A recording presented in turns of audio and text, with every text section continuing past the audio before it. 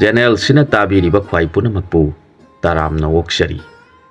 Ngasisu mausagum mayamgi awa pothabada ngaihakta oirabasu mateng pangjaba oina. Jobraj ki marup mantri ki macha Birbal haiba wari amagi ahanba saruk puduna laksari. Wari si mayam puna amuk taminarasi. Ambapur desda ningthau Dhanapati panba matamni. Ningthau asigi Maharani gi mamingna Usesa Devi kawi. Makoi ani ningthau Maharani oiduna laibak asida palakpa matamda kuina masa phanglaktrabada ningthau Maharani gi puning yamna wajarami. Mamai thangda makoi ani khanaduna Shiva Mahadeva mu ningjarakhi. Asomna ningjarakpana nomagi numit amada makoi gi khomlen manganda Mahadeva laktuna takpirakhi. Nakoi ani mangna aibu ningjaduna nasa matang phangjage khanjari badu aina peladuna nasa ni pa ma phangjaro lemna mangda po oira sinu haina takpirakhi. Shiva Mahadeva gi kripadagi ningthau Maharani macha ibungo ma phangjari. Jobraj asigi mamingna Birsingha haina kawi. Mahak angang oringaidagi hauna wayamna ngangandi. Nganglabasu tumpak khanada ngangi. Aduga laibak asigi mantri gi macha ni pa amasu phanglami. Magi mamingna Birbal haina khangnai. Mahakti mapa mantri gum yamna haisinglami. Dharma yamna leirami. Mapa mantri na machabu yenglaga ipagi bungo nahakti paleba ningthau asigi maja ibungo Birsingha hairiba Jobraj asigi seba tawduna nangna mabu thadoktana seba tawjaduna layu. Adu oirabadi nahaksu laiba amagi ningthau soidana oigani. Lai guru singna haina ba wafam ama lai. Madudi mapu khalu guru ningu hairiba si afaba sengba wafamni. Nangna di ningthau gi macha Jobraj pu marup ni khanduna ngasi phawba marup kaunari badu ipa su tajabada nungai. Ado moinamak mahak nangi di nabungoni. Mahak di ningthau gi maja ibungo Jobraj ni noma soidana ningthau oirakadaba misakni. Aduna mana koidana marup haina kaubirabasu nangna di mahak pu ikai khumnana bebhar tawna loina gadobani. Magi mapuningda singnaba nungaitaba leheloidabani. Ipa na tagliba si mapu khanbagi khangdraba yadraba wafamni. Asumna machani pa Birbal yamna singba mini. Aduna mapa mantri gi afaba pauktak adubu mapuning sangna tajarami. Numit adudagi hauna mantri machana ningthau gi maja ibungo asibu yamna nungsina magidamakta matam pumnamakta mating pangge haina khankhre. Aduna Jobraj ki nakta numit khuding chattuna makoi ani tinaduna amana amabu unadaba yaraktri. Makoi ani gi nungsinana loinariba adubu ningthau amadi mantri na uzaraga makoi gi thamoida nungaiba poksei. Ningthau na hairakhi. Mantri nagi naja ibungo asidi onthongna nungsikreda. Mahakna magi marup Jobraj asibu nongmata thadoktana sare saminare tumle tuminare. Aigi thamoida makoi marup ani nungsinajaba asi uzaraga ningthau aigi thamoi asi apianba oikre. Asomda mapu manai nungsinana mapunsi chupa loinarabadi nungaiganida. Aikoi ani na angang oringaidagi nungsinana loinarakpa aduga chap manai hairakhi. Maduda mantri aduna khumjarakhi. Lainingthau ibungo nana aigi isa asina mabungo Jobraj pu thadoktana makoi ani nungsinajariba asi nanai mantri nu uzabadasu aigi thamoi penjaribani. Adubu nana aigi isa asina nahagi matam oibana mapuni haiba kauthoktuna bebhar kairakpa yaurakadra haina nanaina marakta amuk khanthajaruraga akiba phaurakpa poglakpasu yawi. Mantri gi wafam adu taraga ningthauna hairakhi. Makoi animak aikoi anina pokpani karigi kainagani. Karigi aigi isana magi marupu ninda tawgadoribano. Marup haibasidi nangna khangliba adu mangai.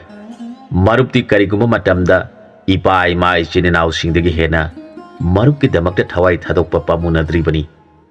Aduna marupti luna sana loina gadabani. Makoy ani gi nungsinazaba asi uraga isa madom poklabasu isa ani sujari haina khalibani hairaki. Asumna ningthau mantri mapungning nungai na makoy ani laiki. Asumna lairakpana haujikti makoy ani mak chawa sare pharakle. Nongmadi ningthau masa bir singhana matau yengladuna hairaki. Itaw aikhoy ani pabung sing amasung ima sing kalingaida des koiduna ihei sing kharadang tamlusi haibabu itaw ya pamba kari leibagi. Maduda mantri ki masana Zubras na pambiba dumak nanayagi suwa pambani. Hare, adu oirabadi aikhoy ani phong na satpadi yararoi. Aduna sana lupa khara puraga sithi ama iduna konunggi thongthakta thelamlaga ahing satkrasi khanaduna. Makoy na sana lupa khara khara galoinana ahing ngana hawatuna satkri. Nonga labada Zubras leiramdrabada ningthau na mantri gi yumda laibari yengo haiduna manai thaduna hanganki. Mantri aduna sumasani pa Zubras ki nakta satkhibra khanduna leiramki. Makoy mayam sangduna thirakle. Maduda manai amana konunggi thongi mathakta thetuna thamleba. Sithi adubu thengnaraduna Madubu paduna yengbada asumna iramki. Pabung Maharaj amadi Pabung Mantri gi nafamda nasani na khurumjari. Nanai koy ani matam kharadang mirai pakta satuna ihei sing tamjaruge khanduna Pabung sing amadi ima singi nafamda phong na hairabadi yararoi khanaduna aikhoy ahingda satlabani.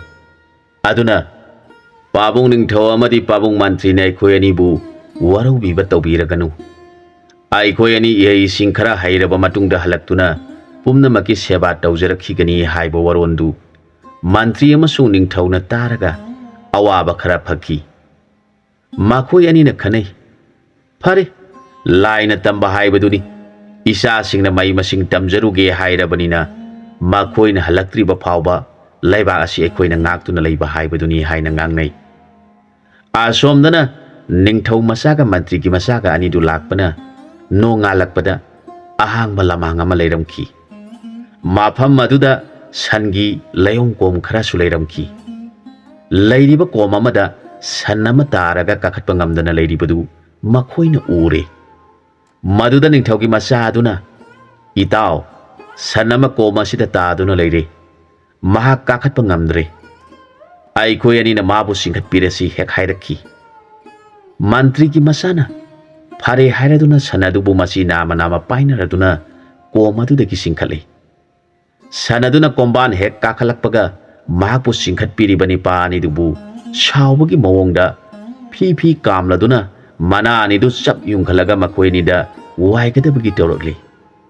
Madu ubada makoy aniduna itaw masidi mawong amani masasu laikhom laina ngaktani. Mana kariguma sokhrabadi aikhoy ani lainang asi tairagani khanduna siele.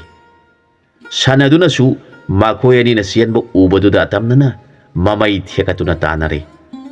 Makoy ani duna masidi mawong mata amani soidana aikhoy ani laikhom taiba tare khanduna kanna siele. Khara tanaraba matungda sanaduna makoy ani bu leptuna yenglaga lehauki. Makoy ani du magi mataw adu uraga nokningbana khangba ngamdaduna nokminaduna sanadu yengduna leire. Maduda sanaduna amuk makoy bu yengladuna sangsilaki. Madu uraga ningthaugi masana itaw masidi mawong amani salhaurasi asum haiduna satpa horagle. Makoy ani yum laiba amada sangsilaktuna sak thongduna sare. Aduga amuk satpa horagle. Makoy ani asum salakpana numit taramday aduda yum amada launabagi khonjal amakhak taraki. Yum adu hanuba amaga hanubi amaga laibi yumni. Makoy ani du masa puksharamdi aduna mapuning singdu langnaraduna hanuba aduna hanubi adu yenglaga masigi hanubi napangbi yatik pisi nahana mapamda satpi kro hairabani. Adubu mana ikaiba khangdana hojik phawba leiriba sini hairaki. Waduda hanubiduna hoi bungo nangna hojik pu satlu hairabasu satlaroi. Sirabasu nangina naga sida siragadobani. Aibu hojik satlaga ipasu leitre imasu leitre. Kanagi mayumda satlo hairibano. Nahangna thanta lehauraga nangbu manglak aduna sihorage hairibara kari wabu kaubano ipangan kalingai dadi satke haibadi yadraga pangal yaudraba kana sidabu kadai da satkadoribano haiduna yamna mathwai nungaitana kappaduda makhoi anina taba nungairaktabadagi sangduna mukta yenglukisi haiduna yumaduda changlakle hanuba hanubi anidu kanna khanaraga hanubina aibu satlaga kanaga laiminau hairibano haiduna nganglibadu taraga nungairaktabadagi sangsile aduga mantri gi masa birbal na hanglaki ipu iben kari taunabagi khanaribano maduda hanubina hoi bungo napu asina siramdai asida nabian aibu isa su poktrabani nei pamda chalu haiduna talibani napu asi dharmadi leiti naha oringai ipan pharingai dadi mana aibu themduna suhan chalhanduna thambiraga haujik ipa ima kana leitraba kana sida nasa yaudabani nambu kari kana gadoribano napamda chasakhro hairiba sibu kari dharma kaubage ibungo su khanduna yengbiu hek hairakhi wado taraga mantri gi masaduna hairiba si sumbra ipu hanglaklabada hanubaduna ibungo nangbu kanano kari gi dai nau khanabada yauribano nathau kari leiduna asum haiduna sauraduna hera hauzik kani ni pa masa sikse mathong isa sadi nangna kari oiduna aikoi gi khanabada hangbiribano nahak laiba sigining thauda taktuna phuallabadi karam tawgani hera usit thawoidaduna hairaga saurakhi hanubagi mawong adu uraga mantri gi machana ipuna pangsau saubiri nasuna hangjabadi ibena kari kaiduna ipuna saubiri bano hangjabani hairakhi magi wado taraga hanubana hera hairiba maktada kari thoi haiduna aikoi khanabagi maram hangbaga sari taoibungo hanubisi aigi nupini kaina nengle kaina gani kaina nengdre tokani nana karigi awat apa saduna hanglibano hairakhi hanubudu saubu phatrabaduda mantri gi masan hairakhi ipu aihaga silaiba asida paliba ningthau dhanapati haibadugi mantri gi masani pa birbal haibaduni masai bungo jobras bir singha galonena khungang khungang chatuna asigumba khana sainaba yaubra yenglusi haiduna lakshabani adubu ngasidi ipu ga iben ga khanaba thengnare ai khoigi ning thauna maram sadana khanaramba punnamak phaduna puru aduga makhoi adubu khoigi khoisak oina khoida lenglaga achauba nganan ngaren leiba mafam dai singda thadaraga ngami themduna pharaga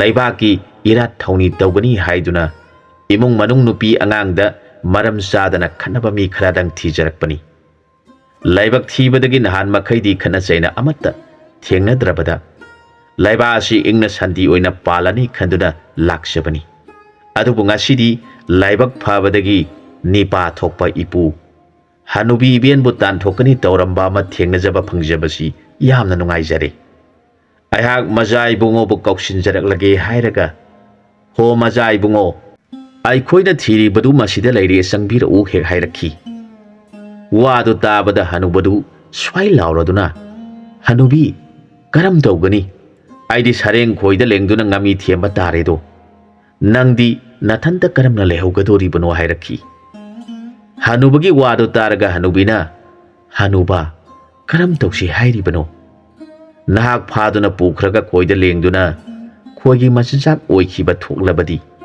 laibak thirabi isa poksadrabi hanubi aidi mangjaredo haiduna kappa horakle hanubigi matau uraga hanuba dusu mapuning nungsirakduna hanubi nangbu nasam lai saringaidagi aigi nakta laijaraklaba haujingna hanuraba matam asida nathanta karamna lehaugaduri bano hairaga mahaksu kappa horakle makhoi ani du kaminari mandri machana jobrasi yenglaga majai bungo nungairaba kumai aba thengnare aikhoi ani ngasi ahinga simadi makhogi yum masida leiba yaragani hairakhi jobrasna karam tawriba mawongno hanglakhi maduda tumina dum leibiyu nanaina thokpa tawrage haiduna makhoi ani sangminarakhi aduga asumna hairakhi majai bungo aikoina nahan makhai khana chaina ba matta thengnadana lakpadu haujikti ipu iben anisi khanabada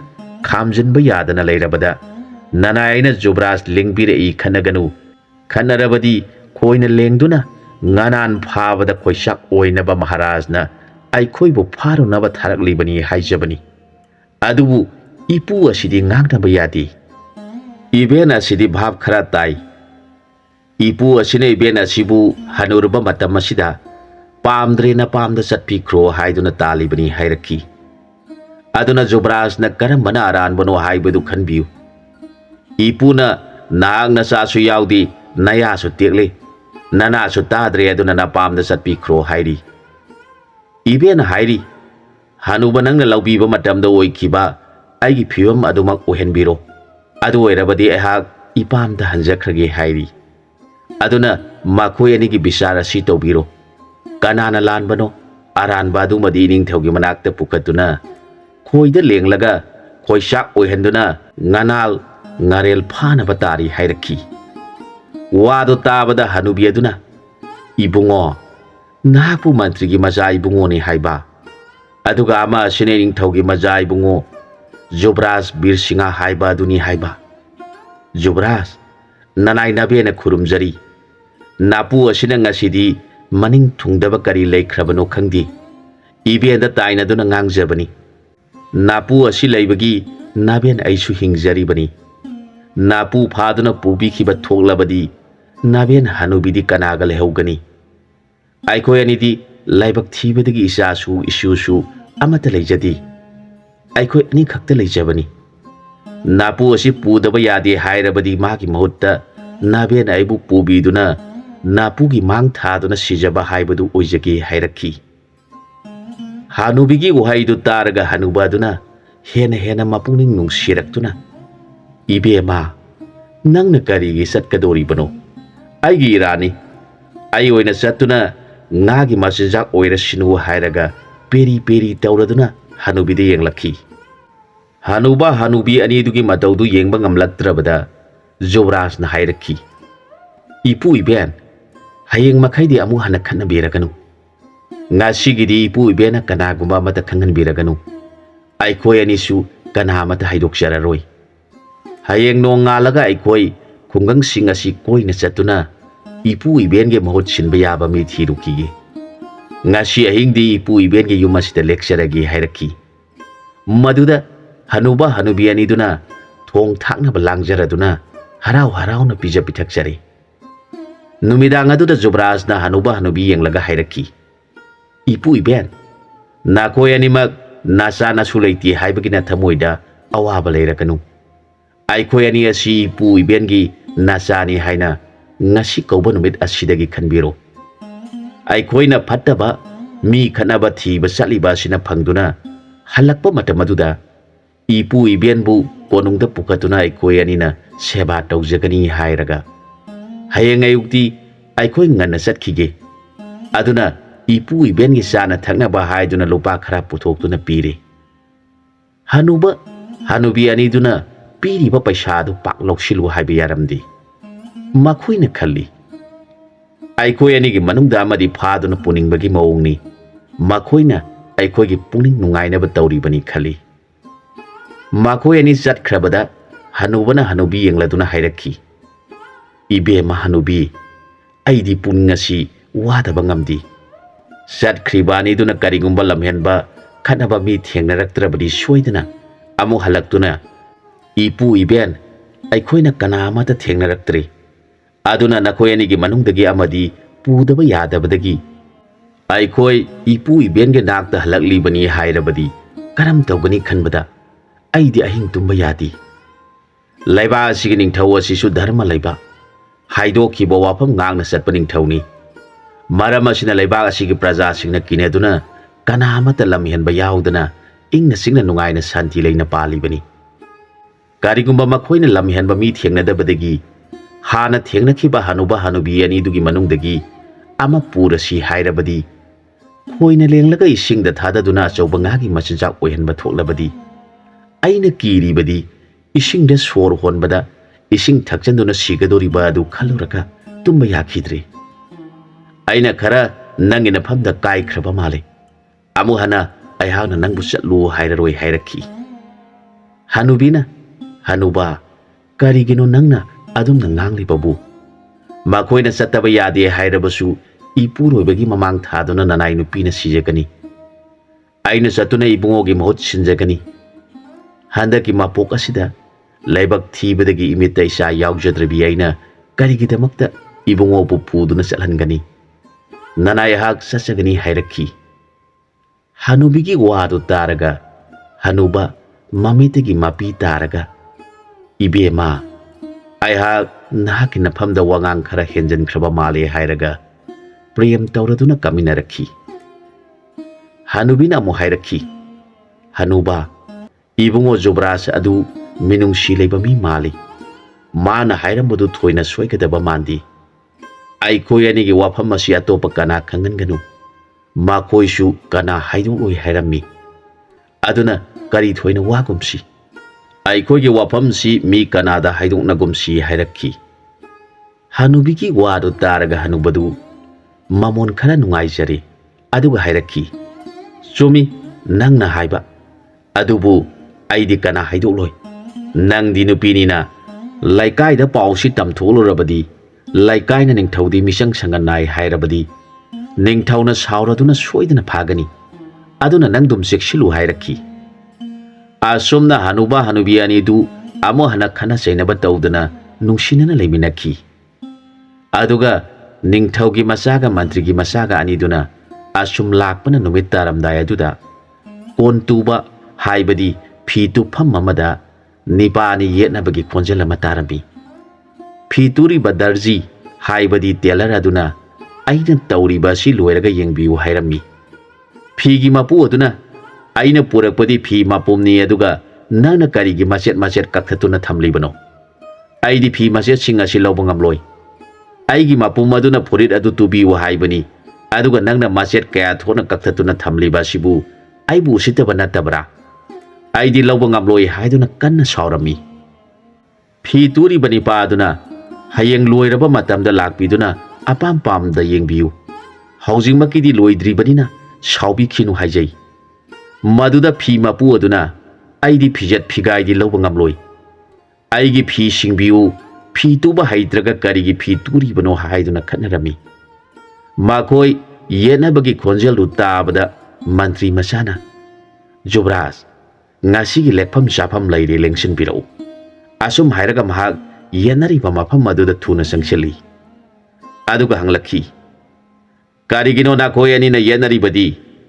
ꯅꯈꯣꯏꯅ ꯌꯦꯠꯅꯕꯗꯨ ꯇꯥꯕꯗ ꯅꯤꯡꯊꯧꯒꯤ ꯃꯆꯥ ꯏꯕꯨꯡꯉꯣꯅ ꯅꯈꯣꯏ ꯑꯅꯤꯕꯨ ꯐꯥꯔꯨꯁꯣ ꯍꯥꯏꯗꯨꯅ ꯑꯩꯍꯥꯛ ꯆꯪꯂꯛꯂꯤꯕꯅꯤ ꯍꯥꯏꯔꯛꯈꯤ꯫ ꯃꯗꯨꯗ ꯐꯤ ꯇꯨꯔꯤꯕ ꯑꯗꯨꯅ, ꯅꯅꯥꯏ ꯑꯩꯗꯤ ꯐꯤ ꯇꯨꯗꯨꯅ ꯍꯤꯡꯖꯕꯅꯤ, ꯑꯣꯖꯥ ꯑꯁꯤꯒꯤ ꯐꯨꯔꯤꯠ ꯑꯃ ꯇꯨꯕꯤꯌꯨ ꯍꯥꯏꯗꯨꯅ ꯐꯤ ꯄꯨꯔꯛꯏ꯫ ꯑꯩꯅ ꯃꯥꯒꯤ ꯐꯨꯔꯤꯠꯀꯤ ꯅꯥꯞ ꯇꯧꯔꯒ ꯐꯤꯁꯤ ꯀꯛꯆꯔꯦ꯫ ꯃꯗꯨꯗ ꯅꯤꯄꯥ ꯑꯁꯤꯅ ꯃꯥꯒꯤ ꯐꯤꯗꯤ ꯑꯄꯥꯛꯄ ꯑꯁꯥꯡꯕ ꯐꯤꯅꯤ, ꯅꯪꯅ ꯀꯔꯤꯒꯤ ꯃꯇꯠ ꯃꯇꯠ ꯀꯛꯊꯠꯇꯨꯅ ꯑꯩꯕꯨ ꯎꯁꯤꯠꯇꯕꯒꯤ ꯃꯑꯣꯡꯗ ꯇꯧꯔꯤꯕ ꯑꯁꯤ ꯑꯩꯍꯥꯛ ꯐꯤ ꯂꯧꯕ ꯉꯝꯂꯣꯏ ꯍꯥꯏꯔꯤꯕꯅꯤ꯫ ꯃꯗꯨꯒꯤ ꯋꯥꯔꯤ ꯈꯔꯗꯪ ꯉꯥꯡꯅꯖꯕꯅꯤ ꯈꯨꯝꯖꯔꯛꯈꯤ꯫ ꯃꯗꯨꯗ ꯃꯟꯇ꯭ꯔꯤꯒꯤ ꯃꯆꯥꯅ ꯐꯨꯔꯤꯠ ꯇꯨꯒꯅꯤ ꯂꯥꯛꯄ ꯅꯤꯄꯥ ꯑꯗꯨꯗ ꯍꯥꯏꯔꯛꯈꯤ, ꯅꯪꯅ ꯇꯨꯕꯤꯌꯨ ꯍꯥꯏꯔꯤꯕꯗꯨ ꯐꯨꯔꯤꯠꯂꯥ?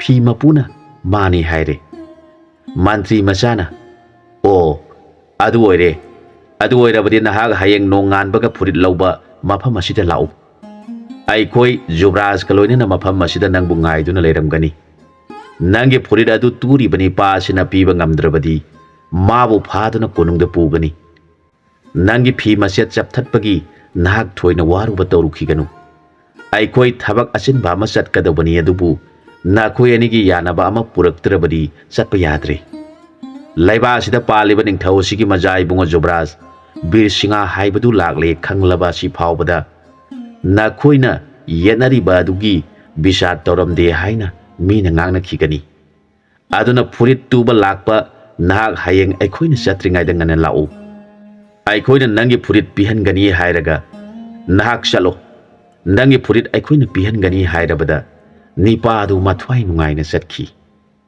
ꯑꯗꯨꯒ ꯐꯤ ꯇꯨꯔꯤꯕ ꯅꯤꯄꯥ ꯑꯗꯨꯗꯅ ꯅꯍꯥꯛꯅ ꯃꯥꯒꯤ ꯐꯨꯔꯤꯠ ꯑꯗꯨ ꯅꯨꯃꯤꯗꯥꯡ ꯑꯁꯤꯗ ꯇꯨꯗꯨꯅ ꯃꯥꯅ ꯂꯥꯛꯇ꯭ꯔꯤꯉꯩꯗ ꯂꯣꯏꯁꯤꯟꯗꯨꯅ ꯊꯝꯒꯗꯕꯅꯤ ꯍꯥꯏꯔꯛꯈꯤ꯫ ꯀꯣꯟ ꯇꯨꯕꯅ ꯐꯒꯅꯤ, ꯅꯅꯥꯏ ꯑꯩꯍꯥꯛ ꯇꯨꯖꯒꯦ ꯍꯥꯏꯗꯨꯅ Magi nupida Jobraj amadi mantri gi masagi sai sing langhanduna makoeni bu pija pithak tawduna nungaina lehele. Phi tubani paduna numidang aduda magi furit adu tubol oraduna phajana istri tekladuna yanduna thamle. Nongan baga phi mapu adu lagle. Maduda mantri gi masa Birbalna nahak nangi furit lawba laklabra hanglakhi. Mahakna laksari khumlakhi. Birbalna furit tubada magi furit adu puthokuna pikro hairakhi. Furit tubana istri teklaba furit adu puthoklaga masi lisinduna asa sada yengbiro hairakhi. Phi mapu aduna phajana istri teklaba furit adu uraga yamna ngakna. Ibungo nangna ngarang matat kaktat hauba phi aduna masi uhelibra hanglakhi. Phi tubana mane tada furit tubadi asumna tui hairakhi. Wadu taraga phi mapu aduna khali. Aina phi apakpa amuk lairudrabasu matat khullaga turambasu yabani khanki. Mantri masana hanglai. Kari naning thungdaba yauri. Aikoi lairingaida nangi apamba heuro. Aikoi gi itungda amuk yenaba yaroi. Aikoi thabak yamna lairibani. Nangi sakridagi aikoi ahing lektuna lairedana hairakhi. Furit mapu aduna haijarakhi. Aide asumna tawi haibadi khangdabana mayamu wahankre. Matungda amuk yasararoi haiduna atuman piramlaga satkre. Makoi anisu nakoi yenaba laitrabanina aikoi amuk sannaba taurage hairamlaga satpa horakle. Asumna lakpasina makoi gi leibak hendoklaglaba matamda lamlong ahum phangba ma thengnari. Maduda Jobraj na hairakhi. Itaw, ayak ngasi mang yamna nungairamdi. Aduna mafam masida ngahaktan pothakisi haiduna phaminaduna mangi waridu mantri macha ibungo Birbalda tamjari. Jobraj ki mangi wadu taraga Birbalna Jobraj lamlong ahum phangba sida tulsi pambi anikhat aigi thanasi. Karigumba Jobraj ka nana aiga kainaba thoklabasu aikoi anina aigi thanariba tulsi pambi singasina siba kangba khuithaba thoklabadi aikoi tulsi khudamna sire natraga awaba tare haibasi khangnasi khanaduna makoi anina tulsi pambi thiraduna magi amamam thanari. Aduga tulsi pambi singasina siba thoklabadi mapu adu sire haina khangnasi. Aduga khuithaba thoklabadi mahak awaba tare khangnaduna thinasi. Asumna ngangnari ngai aduda chauraba kayama tholaktuna makoi ani tamna senselakle. Kaigi mata ubada makoi ani du magi payom painaraduna mafam khangdana senare. Mantri gi macha aduna awang pangba lambi duda sele. Aduga ningthau gi machana nongpok pangba lambi da senkhre. Makoi ani ma khaidongna khre. Kai aduna mantri gi macha gi matung induna tanari. Makutta khula yaudabana makoi ani mag kanna mana thopa senari. Kai aduna mantri gi macha bu phangnaba tanarakpana mantri gi macha su kanna senbana asum selakpada lambi loi thokhrabada surung ama leiramki. Birbal upai leiraktabadagi leiriba surung aduda sangchinduna adum selakle. Kai adudi surung mapanda lehore. Mantri gi macha leptana asum lai. Mana tung hana kai laklibara yengbada kaidi udre. Amu hana surungi mapanda thokadabasu kai leiramgani khanduna mapan thokpa yadre. Mana khali aigi ibungo Jobraj aduna karam torumgani. Mana karam balambida selamgadabunu. Ai hak yaudrabadi ibungo gi seba kanana tawbiramgani khanduna mathwaidu yamna nungaijaramdi. Mapa mantrina nabungo gi damak thawai thadokpa pamuganu haikhiba wafam adu ningsinglakhi. Adubu kayadu thengnabadagi khula yaudabana mahak ibungo bu kona thiba haibadu tare. Kayasidi aigi tunginduna lakhibana ibungo di thoina awaba taramloi khanjaduna laina tamba ma leiramlagani khanduna nungaitaba awabadu phajanduna chali. Matanga swaida wari sige ahanba saruk loisinjare. Ani suba sarukta mayamga puna amuk thengnaminarasi.